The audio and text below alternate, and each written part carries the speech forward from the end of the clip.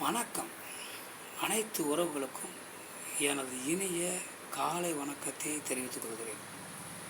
உங்களிடத்தில் ஒரு சிறு சோதிட குறிப்பை பகிர்ந்து கொள்ள வருகிறேன்.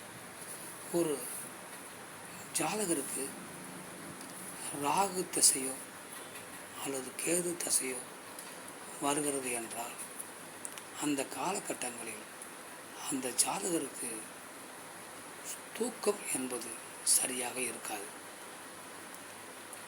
அதே சமயம் அந்த ஜாதகர் உறங்கும் பொழுது கனவுகள், தேவையில்லாத கனவுகள் நிறைய வரும்.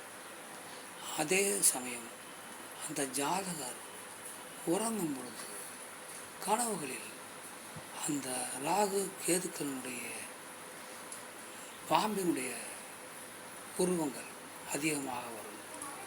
அதோடு தாங்கள் சென்ற இடங்களிலும் அவர்கள் பாம்புகளை பார்க்கக்கூடிய அமைப்பு ஏற்படும்.